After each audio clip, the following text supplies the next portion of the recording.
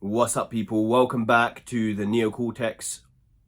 Today I'm going to be talking about how I've been waking up at 5 a.m.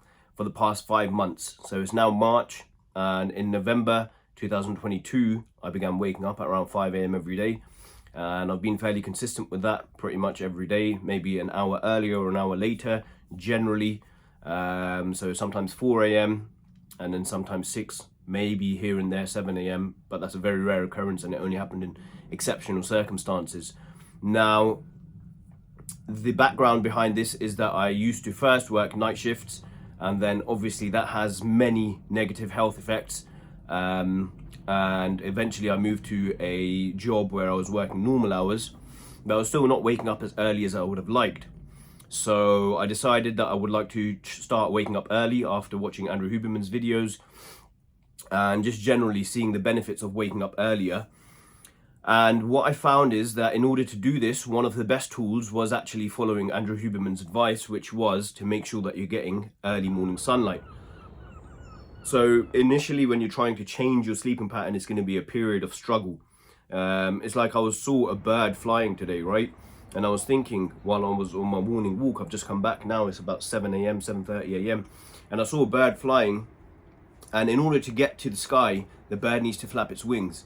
And that exertion of energy in the beginning is difficult, but once the bird is flying, it's just floating and sailing, and then it becomes easy. So similarly, if you want to set yourself a good habit, then what you need to do is actually have a period of struggle initially where you have to exert more energy than you're going to have to in the days once a habit is set in stone.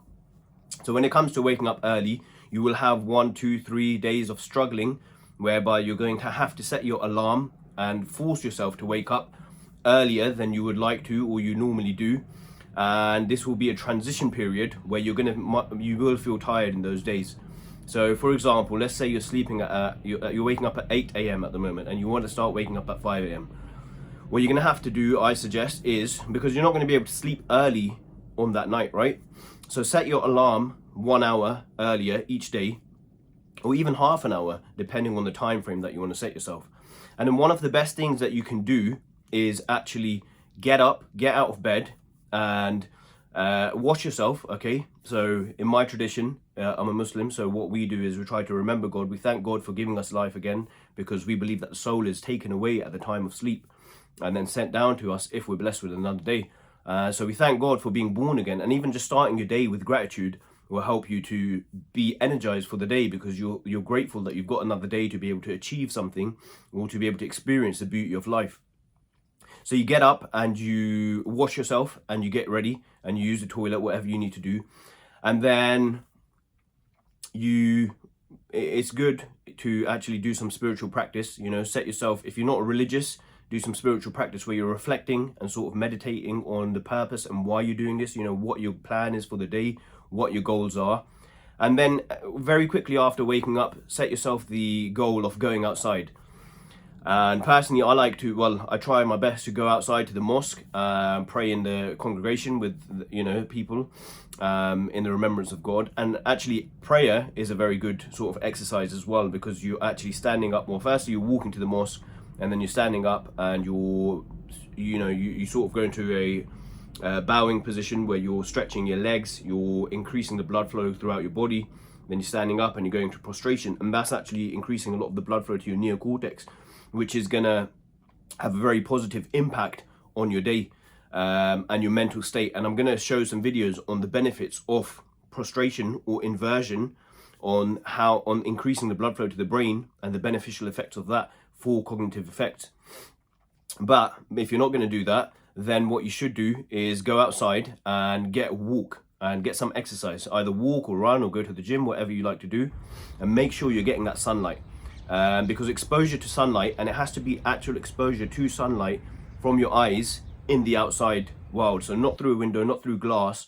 You actually have to be outside to experience this benefit. And I haven't actually done the science research on this, but I've got a very detailed video coming out on fasting, okay, intermittent fasting, as I've mentioned in my last video, where we're going to talk about the benefits of sunlight, because fasting actually links to your circadian rhythm as well, i.e. the time you wake up and sleep. But the effect of sunlight directly on your eyes, as mentioned by Andrew Huberman and as popularized by Andrew Huberman, is that it actually signals to your circadian body. So each cell in there's a lot of cells in your body which have a clock which they operate by, and that sets the rhythm for your energy levels and for your metabolism and for certain actions and certain hormone releases and neurotransmitter releases. Excuse me. And this is what being outside in the sun will actually definitely wake you up, and it will set your body to fall asleep and start getting tired 16, 17, 18 hours after that exposure to sunlight. And it's going to send signals to your body that it's time to wake up, and this is going to ramp up your thermogenesis, so it's going to raise your body temperature, and it's going to start getting the biochemical systems activated which are required for wakeful activity. And then combining that with exercise, so walking will actually raise your body temperature, elevate your heart rate, and get the blood moving through your body. And this will also raise your temperature. And so basically, as you may have seen in one of Andrew Huberman's videos, the state of wakefulness is associated with elevated body temperatures, and the state of sleep is associated with decreased body temperatures. So in the morning, what you want to try to do is raise your core body temperature. And you do this through these two habits. So you get the sunlight and you get some exercise, and this will raise your body temperature. Now, eating does come into this, but I haven't got the research on this specifically, so I'm not going to talk about that yet. But he also mentions cold showers. I believe cold water exposure to any, sort of like 30 seconds to 1 minute is sufficient. I personally don't have a cold shower in the morning. I do have some occasionally, because cold showers have massive benefits on dopamine release. And if you've seen my first video on dopamine, you'll know that cold showers actually cause a sustained release of dopamine without a massive spike or dip. So it's a very effective way to raise your baseline dopamine levels. However, I'm not a particular partaker in that, and it's not been crucial to my establishment of waking up early. But the main factor for me has been waking up early and then getting that sunlight in, getting that exercise. And once, so I wake up at 5, and then by 6 or 7 or 8, by the time I get home, I will be so energized, alhamdulillah, thank God, and I'm just ready to go. Also, delay your caffeine intake to 60 to 90 minutes after waking up, because this will prevent that caffeine crash that a lot of people experience around 12 o'clock or 1 o'clock. And this is to do with the adenosine system. So basically, caffeine mimics adenosine, and adenosine is what signals your body that you're tired, and it's time to sleep. And you get a build-up of adenosine if you keep on taking caffeine. Whereas if you wait 60 to 90 minutes, you allow that adenosine to clear out naturally, or the caffeine receptors to unbind from the adenosine receptors, so that your adenosine receptors are stabilized and normalized. And then you're going to rebind them in a natural state, so you're not getting that afternoon crash. Now, I know I haven't explained that very well. I'll put a link to Andrew Huberman's video where he explains that in more detail, because that wasn't really the point of this video. The other habits are obviously in your daytime, go about your day, do your activities, try to get as many steps as you can. I've been averaging about 10 to 12,000 steps per day for the last 5 months.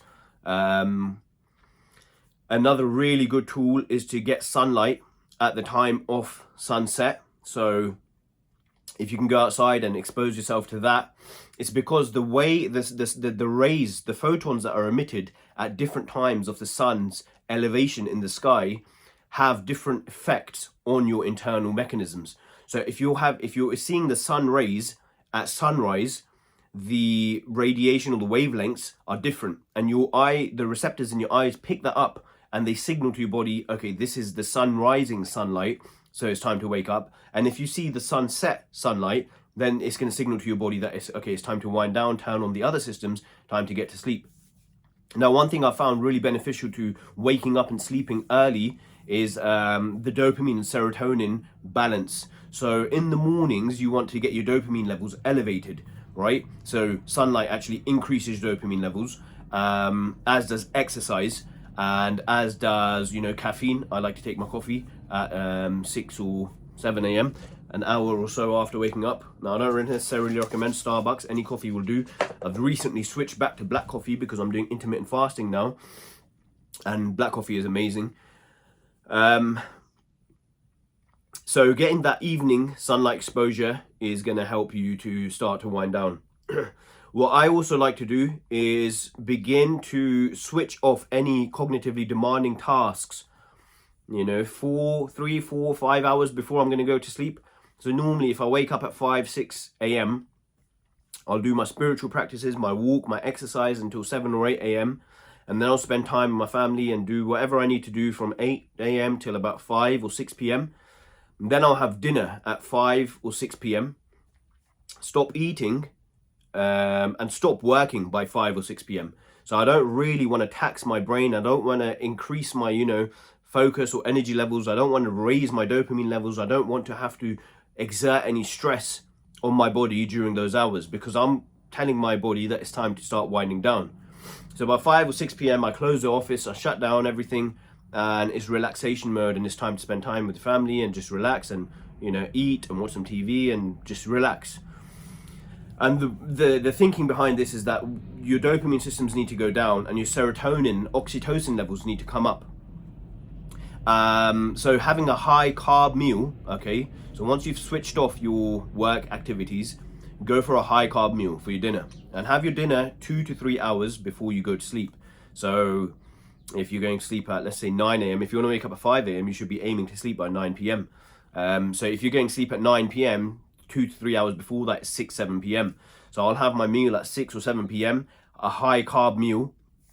So I'll have a lot of rice and I'll have some protein, some salad, a drink, and enjoy yourself, because eat healthy but also enjoy yourself as well, especially if you've been fasting, intermittent fasting and doing other good practices. It's good to sort of let yourself relax a bit. Now, I'm not saying consume excess sugar, etc., but don't be too overly neurotic when it comes to your diet. So have a big portion of meal. Don't eat too much, because that will cause difficulty in waking up, which we'll get to as well.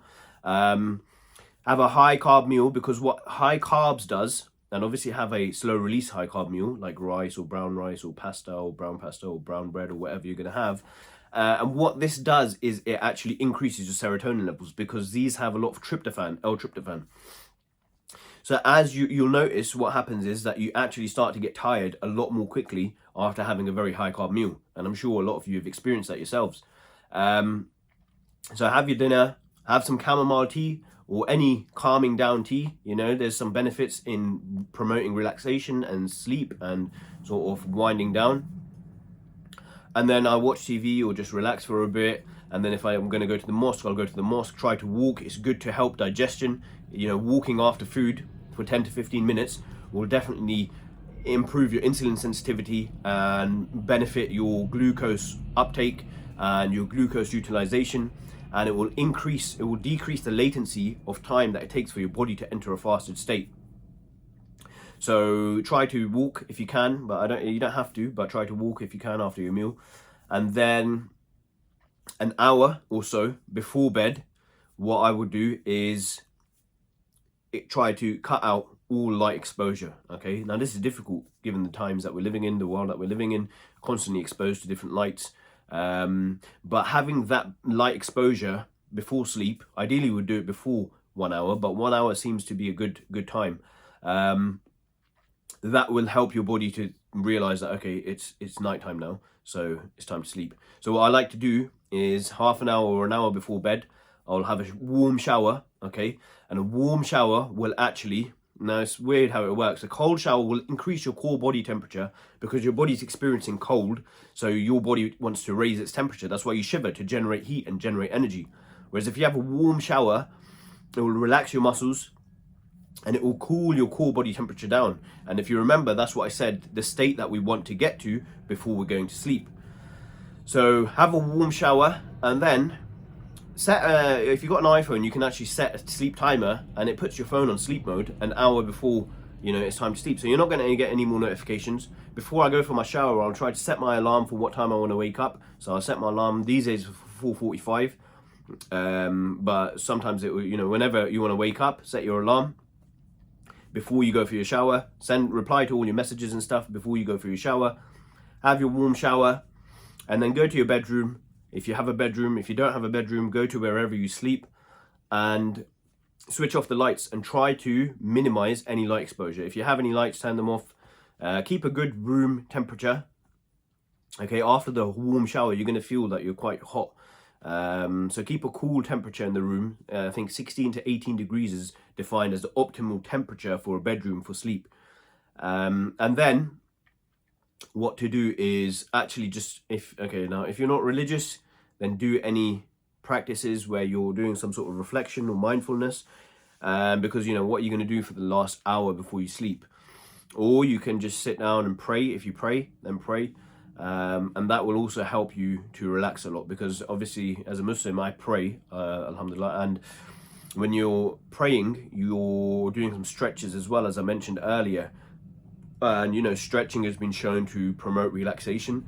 So perhaps do some stretching, do some yoga, do it in the dark, like 1 hour, half an hour of just quiet mindfulness, preparing for sleep, not stressing too much. And then what I like to do is actually, once I'm in the state of inversion, right, prostration, I like to plan, my day for tomorrow as well, so that you know what you're going to do tomorrow, because this actually helps you when you wake up in the morning. If you go to sleep with an idea of how you want your day to go the following day, when you wake up, you're going to be living that out, because the mind doesn't actually know the difference between visualization and actual life. So if you sit down in the dark and you plan your day for tomorrow, from the moment you wake up, think about what you're going to do when you wake up, what you're going to do for the first hour. You're going to wake up, you're going to thank God, you're going to get dressed, you're going to go for a walk, you're going to exercise. If you think about that before you sleep the night before, then when you wake up, you're going to be excited.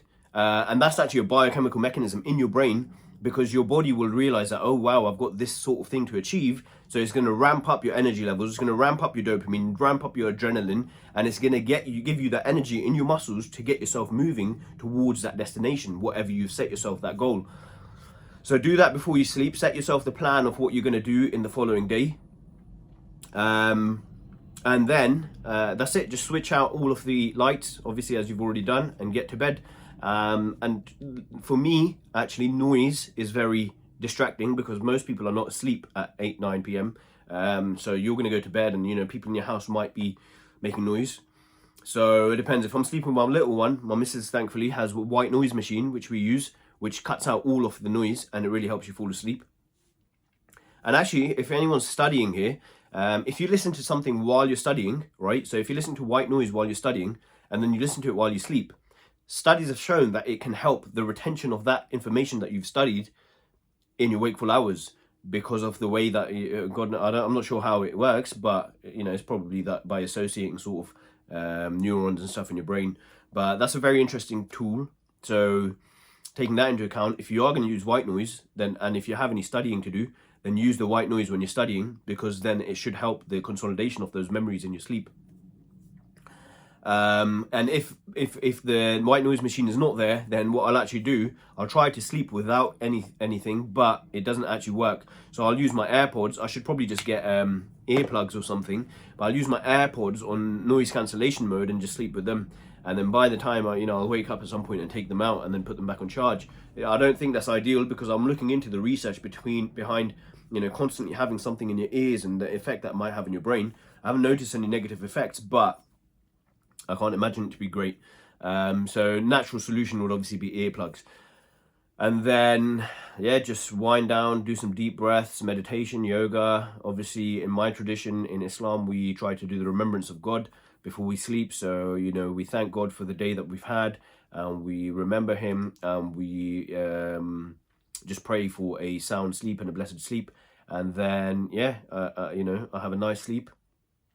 And then I wake up, and 4 or 5 o'clock without an alarm. If I get waken up in the middle of the night by the baby, then I don't check my phone or anything like that, and try to go back to sleep straight away. Obviously, now here's another factor, right? Water and food. As I said, my next video is going to be on fasting. I've actually been intermittent fasting now for 4 days properly. So I've always been sort of intermittent fasting for the past few months anyway. But what I realized was, hold on a minute, I'm having cappuccinos, large cappuccino, and that's actually a lot of calories, a lot.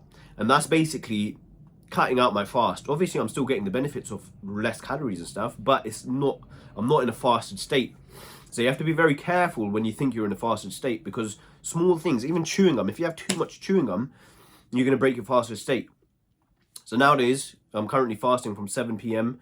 till about, yesterday I actually fasted 24 hours, and that was amazing. I was going to go 48 hours, but I thought, let's just carry on. Let's just eat for the sake of it, because I didn't feel hungry. It was amazing. But on that topic, with regards to sleep, reducing your caloric intake throughout the day will definitely help you sleep a lot more, because if you're eating too much, your body is just heavy. I haven't finalized the science on this. I'm still in my research phase for this, but reducing your calories is going to help you wake up a lot earlier, and your sleep quality will be a lot better, especially if you're taking that 3-hour gap before sleeping, because your body stopped digesting and you're just in a sleep state. And there's a lot of growth hormone and insulin sort of factors, which we'll discuss in the next video. But reducing caloric and even water intake, I found, helps my sleep quality. So nowadays that I've switched to intermittent fasting, my caloric intake's heavily reduced, and I'm sleeping a lot quicker, and I'm sleeping a lot deeper, and I'm waking up very energized and fresh and ready. As you guys know, I was using modafinil, and I've cut that out obviously after the 30-day challenge. And I've actually started waking up earlier since I've cut it out, because my sleep quality is obviously improved. So yeah, if you do want to use modafinil, I've mentioned in my videos how you can use it as a tool to help you maybe set a good sleeping pattern or something like that. Is there anything else?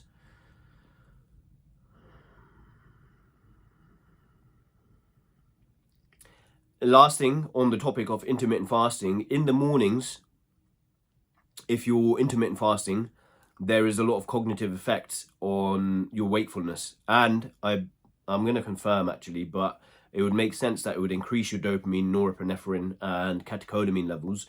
So these signals which energize your body, and it improves cognitive function. Because imagine you're hungry and you haven't found food, so your body is going to, from an evolutionary perspective, you're going to be thinking, where am I going to get my next meal from?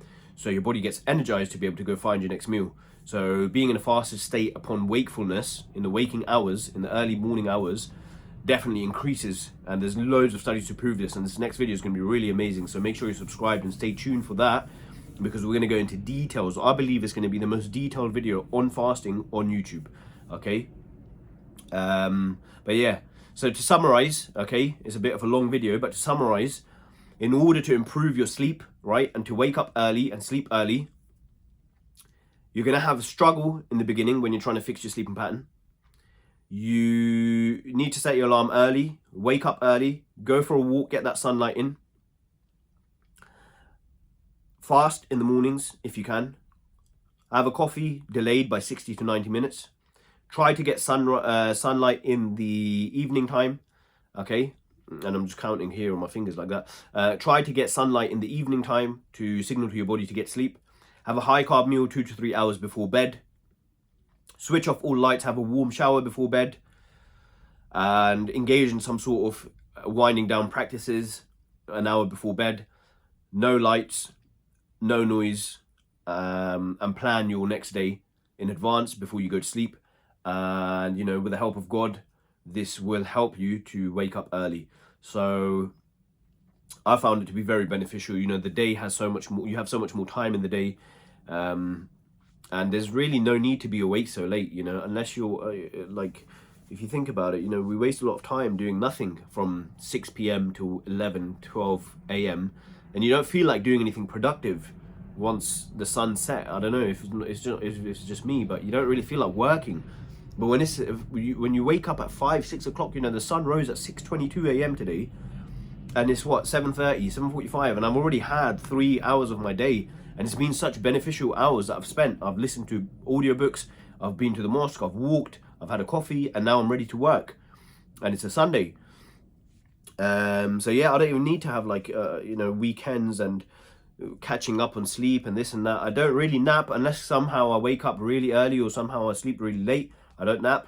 I make sure I limit any excessive socialization or anything at late evening periods. It's quite boring, I have to admit, you know, or people might say it's quite boring, but once you get into that habit, you're really going to enjoy it. But yeah, now this wasn't the most succinct video, but I thought let me just release it in long form. So if you found it beneficial, guys, like, share, subscribe, and watch out for the next video. Okay, I don't know if it's gonna be the next video. I might do some more before that, but the major video coming is on fasting. So stay tuned for that. Do your own research. If you have any questions, let me know, and it's going to be a good one. All right. Peace out. God bless. Neocortex over and out.